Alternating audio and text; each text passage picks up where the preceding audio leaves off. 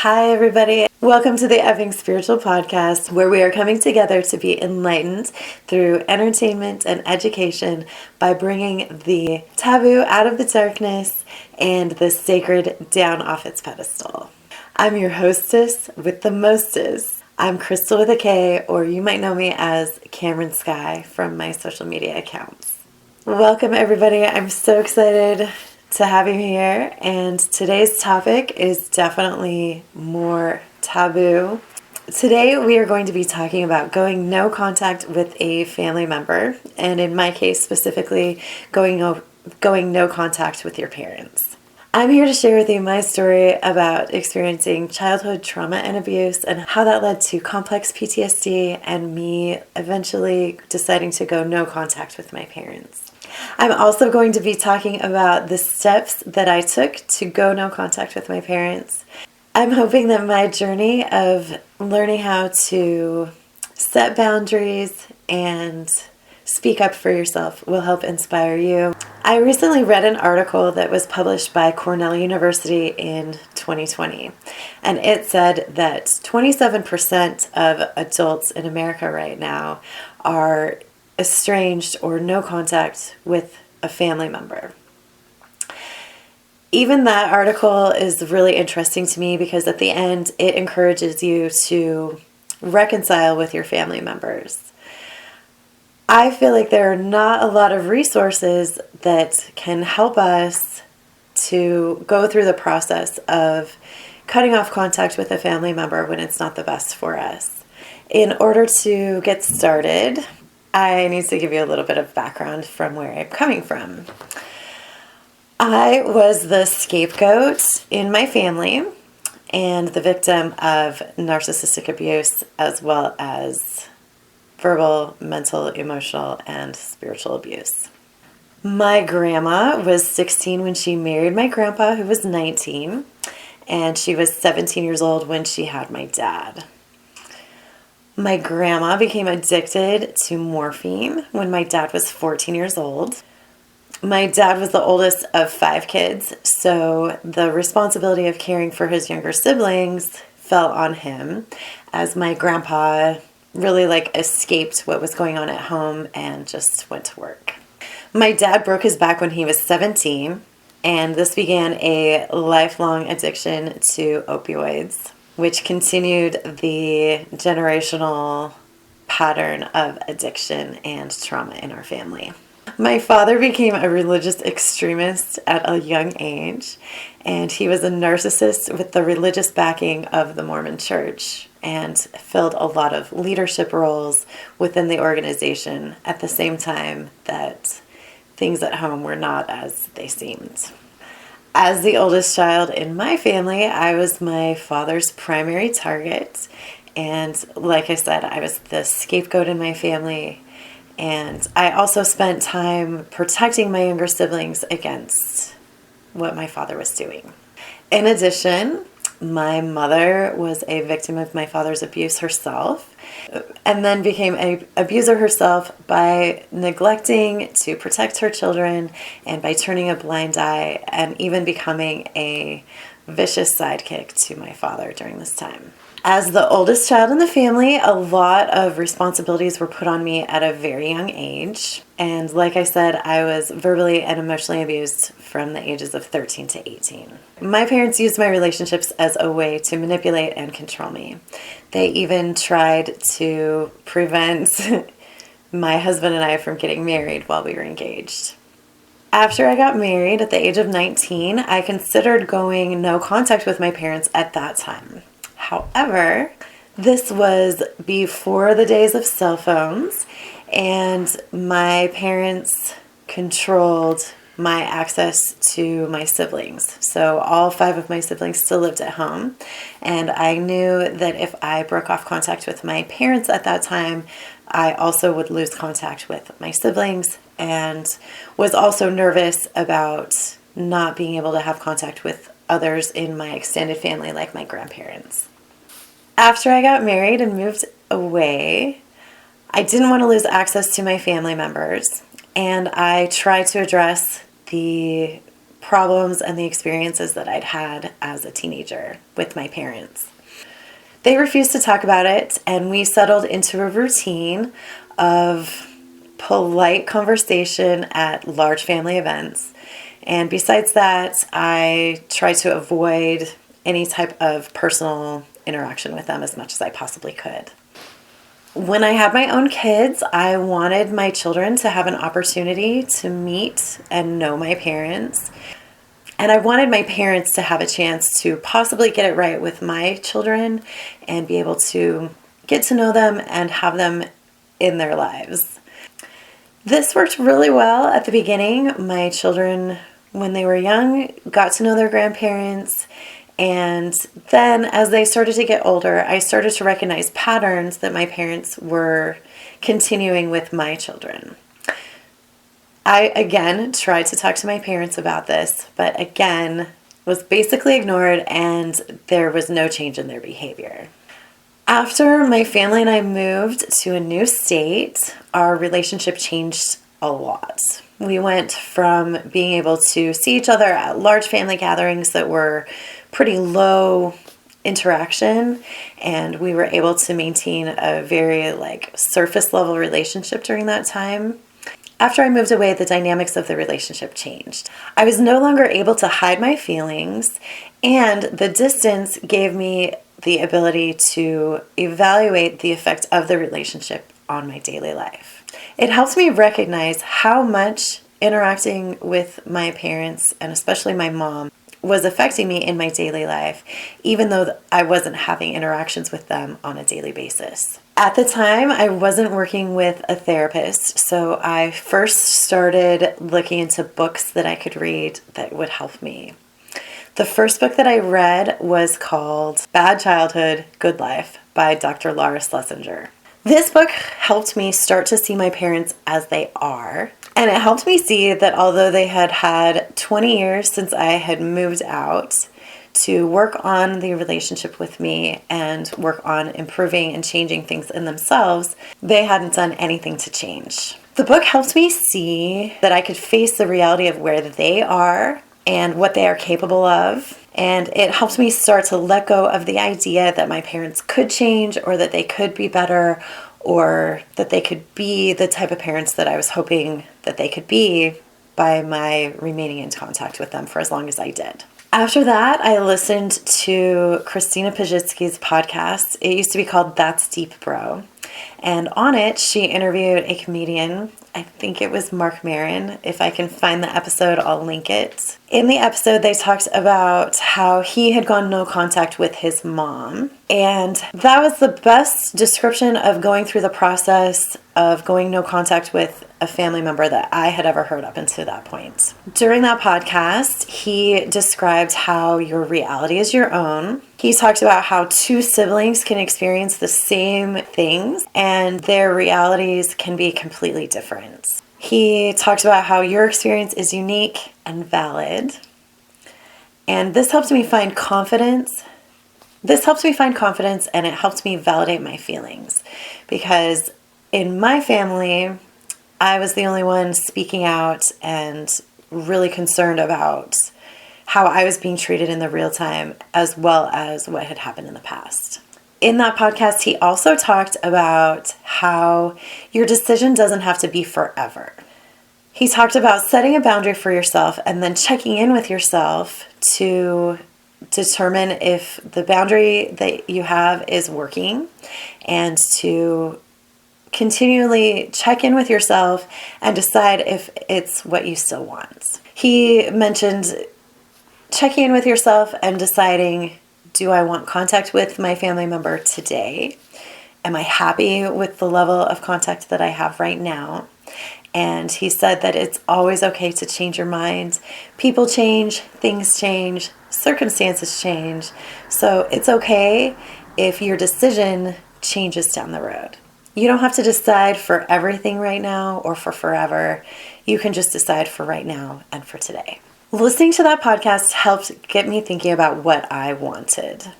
And I feel like that is the very first step in this process. First, you have to decide what you want. You have to be willing to think about what's best for you. In dealing with somebody who is a narcissist, and especially a covert narcissist, it can often be easy to gaslight yourself or to fall victim to the confusion that can happen with dealing with somebody like this. They're really manipulative, and in my case, my parents were very involved in my life and wanting to be more involved. And so I was needing to set a boundary for myself, asking for less contact. I found that these resources helped me validate my own experiences for myself. And through that, I was able to look inside and decide what would work best for me. So going no contact with my parents is the decision that I decided to make. And I have to say, it didn't happen overnight. In fact, it was a process that happened over a few years. But there were some definitive moments during that time where I made some big decisions and set some strong boundaries. The steps each time I had to set a boundary were the same. So even though the process happened over the course of a few years, I think that that's actually pretty normal. If you're going no contact with somebody, most of the time you're not going to want to make this decision rashly or when it's a time of high emotion, but rather a time after deep reflection and deciding and getting in touch with yourself and deciding what's best for you. These steps that I followed are: first, decide what you need. You need to make yourself the top priority, and very often these people in our lives are asking for what they need and not respecting yours. So first of all, it's deciding what you need. Second, set a boundary. You need to communicate your boundary clearly and make sure that the person that you're communicating with understands what you're asking for. After you've communicated your boundary, then it's time to observe what happens, and you can see how it feels. This is when you get to see how this person can show up for you, if they're willing to show up for you in doing what you ask, and if they have your best interest in mind with the relationship. After observing what happens, then it's time to check in with yourself again. First, you want to ask yourself, is this boundary working? And then you can, based on their behavior, decide, do I want to consider becoming closer to this person? Or do I need to consider more distance and set another boundary and possibly limit our contact even further? How I started the process with going no contact was by first asking to not be contacted by text or phone call. I still saw my parents for a couple of years, a few times after that in person. The first time I saw my parents after asking to no longer have text or phone call conversations was actually at my grandfather's funeral just 2 weeks after. I was scared to death to show up to such a big family gathering because I was really nervous that I would be confronted by my parents and have to talk to them further about my decision. Luckily for me, they have a pattern of not talking about things, as had been evidenced by my trying to talk about things on my own. And so they didn't bring it up, and neither did I. After that, I saw my parents a couple more times, but the times in person that we saw each other did become a little bit more strained as the time grew longer and the distance grew between us. Then, during COVID, I had direct communication with my parents, and it was very hurtful and very hostile. After those communications, I decided that it was finally time for me to make a stronger decision about my relationship with my parents. It was still affecting me and was really triggering for me to have any sort of interaction and any sort of expectation of spending time with them, especially after the way that they were treating me, not only now, but without any sort of addressing the issues that we'd had for many years. I took myself on a solo trip to Mount Shasta to get in touch with myself and my feelings. I really wanted to take time to process what I was going through, and I wanted to make sure that I was doing the right thing for myself. During my time in Mount Shasta, I wrote letters to my parents saying goodbye to them, which I ended up not sending then, but it helped me process my feelings and also to recognize where I was in how I felt about them. I thought that I could go away for 3 days and think about my feelings and process them all at once and really work through them and just be done. But I also learned a good lesson during that time, which is that the process of healing is lifelong and we can't rush through it. And sadly, we can't just hurry through and be done with it all at once. So I realized that it was a long process and not something that you can heal from overnight.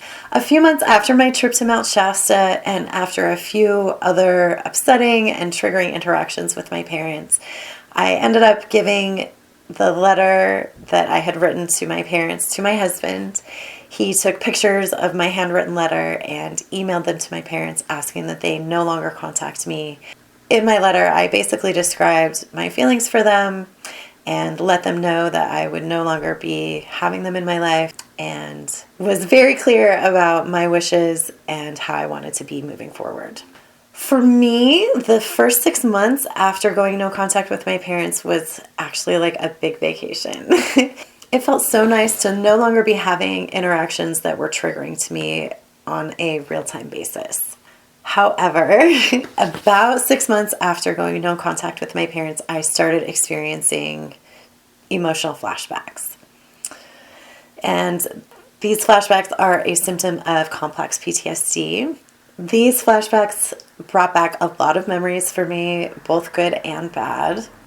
It's actually the second time that I have experienced emotional flashbacks like this. So I do feel very lucky that I was prepared in a way, as well as that I have amazing supports in place, both with a therapist and my family who takes care of me during these times. I feel lucky that I have been able to work through these flashbacks and use them as a way to remember my memories and then also to work through the trauma and the feelings that I experienced. When I think about going no contact with my parents, I have treated this experience as if my parents both passed away at the same time. The anniversary of my parents' death was about 18 months ago, and I feel like I'm just now starting to come to the end of the grieving process. I know that almost everybody is going to have to experience the death of their parents in their lifetime, and especially for somebody my age, it's actually pretty common. However, nothing can really prepare you for the grieving process of losing a parent or both at the same time.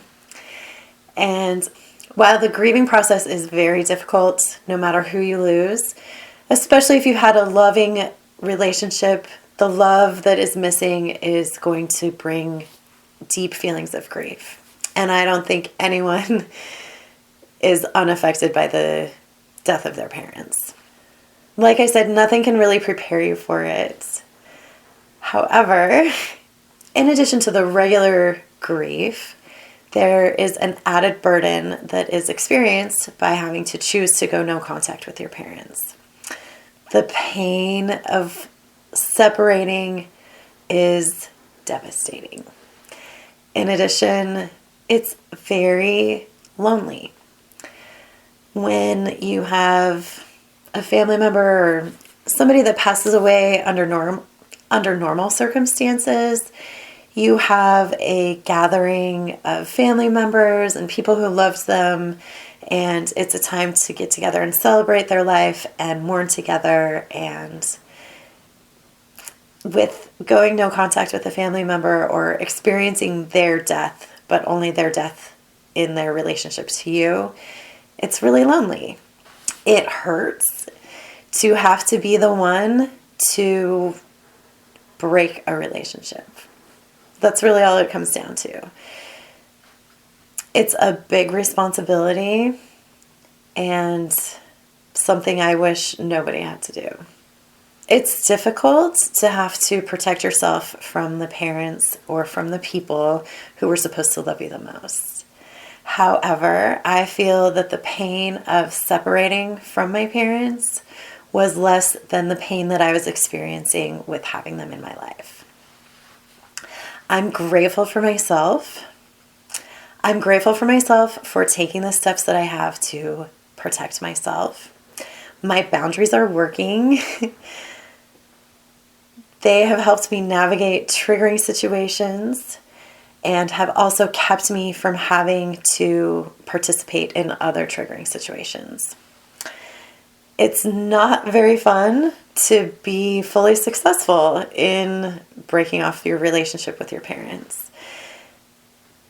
I saw a TikTok recently where somebody said that the product of being successful with cutting off your parents is that you don't have a mom anymore, that you don't have a dad.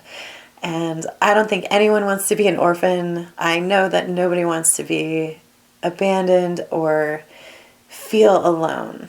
I do feel like I have a lot more peace in my life now, and I feel that no longer having this triggering relationship in my life is helping me in my healing process. I did attempt to open the door to more communication while I was in the middle of this process. I'm glad I tried, but I found that my parents were not able to show up for me in the ways that I was hoping they could. And I decided that it was better for me to maintain that distance. I am grateful that I tried to reconcile and tried to see if they could do any differently, even after setting the initial boundaries. But I do feel like I am in the position that's best for me now. For now, I'm very happy with my decision. I feel like it's what's best for me, and I'm really glad to be where I am now. My kids have individual relationships with their grandparents, and I'm grateful that they had the opportunity to get to know them and to make those decisions on their own. In summary, I do want to give a few tips that I have found to be helpful in my journey as I've cut off contact with my parents. First of all, be gentle with yourself. Again, this is not something that you can do overnight, and you shouldn't expect yourself to do it quickly. Go at your own pace. Remember to check in with yourself. You are the most important person in this process, and it's by showing up for yourself and taking care of your needs that you are able to do what's best for yourself. I also want to remind you that you are valid, your experiences are real, and also it's okay to change your mind in the future. So any decision that you make, you're welcome to change your mind, and as always, you're welcome to do what's best for you. I would never wish this situation on anyone, but I hope that by sharing my experience, you'll be able to gain some extra knowledge and education and can decide what you'd like to do if you're in a similar situation. Thanks for joining me today. I want you to remember, if you're breathing, you're achieving. And sometimes, even if all you can do is breathe, that's enough. You have a purpose, even if it's just existing. Leave me a comment below, like and subscribe. And you can always find me on social media. Check me out at allmylinks.com/Cameron Skye. That's Cameron, Skye with an E. Also, check out beinganadult.com. It's my newest site for education and self-improvement. Currently, the course, The Ultimate Shit Test, is available. It was developed by my husband to help with developing your masculinity. He has a background in the tech world and is the most masculine man I know. So definitely go check that out. And soon, my newest course, Being an Adult, will be added. Again, that's beinganadult.com. And I hope you'll check it out and make your life beautiful. Thanks for being here. I'll talk to you again soon. Bye.